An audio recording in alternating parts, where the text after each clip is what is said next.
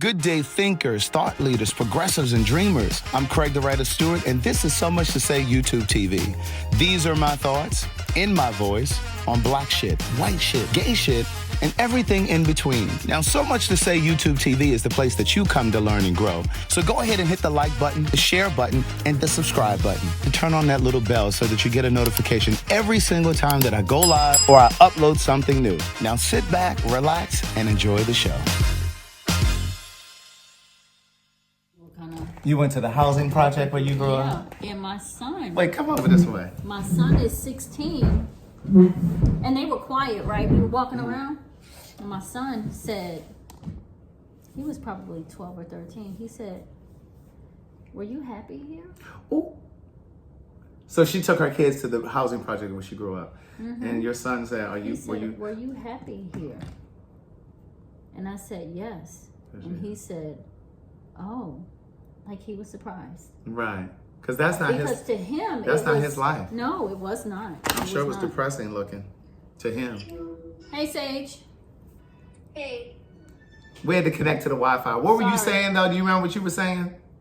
Yeah, I was just saying that everybody defines their struggle story, or everybody's definition of struggle is different. And as generations go by, I feel like struggle becomes less and less of a word that's valued, I guess. Like, for example, if we think about the people that came before us, their struggle story would be defined as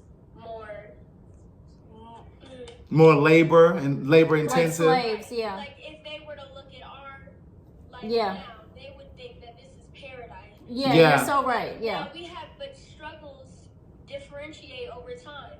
Right. We're going to have the same struggles that people did back in the I agree. Yeah, that's true. So you could have struggles right now, even though you live a more privileged life than I did. Right. That doesn't mean that you don't struggle. Right. Because every year we advance. Yeah. Right. And then with the advent of technology, it makes life easier. Because, like, you carting around in Ubers. We ain't had no Uber. You know what I mean? Like, you either walked or you took a bus. You were fortunate if you got you stayed your ass home. Oh, you stayed your ass home. You were fortunate if you got a taxi cab. But yeah, it's so many differences. Yeah. There really are. Wow. All right, hon. I'll see you soon. It looks like you're making progress. Thank you, Camille. You're welcome. My pleasure. All right, bye. Oh, wow.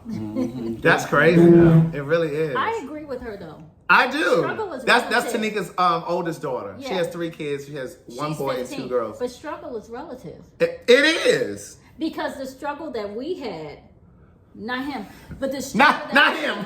The struggle that we had, our ancestors would look and say, "That Y'all all had it easy. That ain't right." That's right. And I'm going to tell you, and I said this on the live tonight, Susan L. Taylor, the former editor-in-chief of Essence Magazine, came to speak at Hampton a couple times. And I'll never forget, she said, there isn't anything that you can't do because you are the descendant of slaves that would not die. She said, your ancestors had to survive in order for you to be here.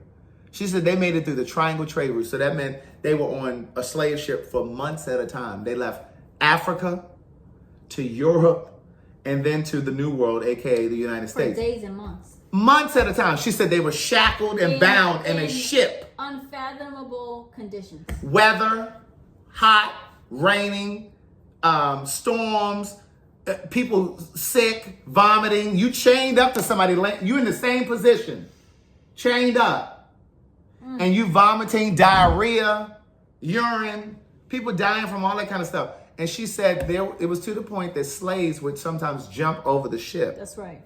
Because they didn't want to go through that experience. They didn't know what they were coming to in slavery. Who did allowed us to be here under the most horrific conditions. It's almost unbelievable. It's like a Disney movie about a fantasy. Exactly. Because for them to have survived. To survive all of that, and you are here today. How? Based on what Sage said. That's they right. They would look at us like. They would look at if you don't sit your motherfucking ass down. But that's true because when me and my grandma talk about different things she been through. She say, I remember because my grandma stayed in Crackertown, I would call it. She stayed in Crackertown, and it has changed now. But she said, I remember where we couldn't go to a water fountain. Yeah. She said, I remember we couldn't go to a certain school because they wouldn't want to be in the same school. So Right. She said, my parents have paved the way for me, but just to think about the shit that I'd have been through to pave the way for you. That's why it disgusts me when black folks won't go vote. Or they say, it doesn't really matter. Yeah. Who cares? It ain't gonna change nothing. But going back to what Susan Taylor said, not only are you the descendant of slaves that wouldn't die, but she said there were slaves who would jump over the ship. There were mothers who threw their babies over the ship because they didn't want them to They didn't want experience them to have that. And she said that the sharks became so sophisticated They knew. that they would follow the slave ship because they knew they were going to be fed. Either the Bodies slave were gonna be owners were stored. going to throw dead bodies over, Or they were going to just jump. or they knew they were going to commit suicide. So they knew they were going to be fed, so they would just follow the ships because they knew. But we are still here. But we're still, and that's what I'm saying. You're the descendant of slaves that would not die. And she said, there is nothing that's going on in this lifetime that you can't go through or get through if they went through that. She said, so you need to take the word can't out of your vocabulary. There's nothing that you can't do. She used to say that, and I was like, that stuck with me. And I write about that in Book of Jewels because it hit me so deeply. I was just like, yeah, she's right. You know, one thing I realized, we can't allow our experience and the experience that you had to judge another person's experience. Because what my daughter just told me makes me think, I can't judge her when she says she's struggling. Right. Because sometimes I'm like, struggle? What struggle you got? Right.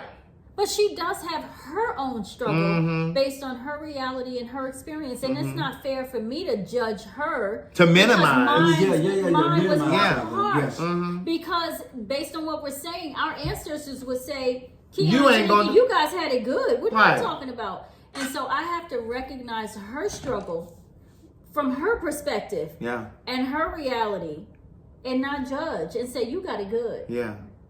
That's what I took away. Yeah, That's it. That's powerful. That's powerful. That is it. Wow. It was a good night. What's up, everybody? I'm Craig the Writer Stewart. And I'm your boy Keon Stafford. Welcome to our exclusive video diary only on Patreon. Where we give you exclusive shit. Behind the scenes shit. Where we just talk shit. And every first of the month, Your debit card gets hit. thank you for subscribing.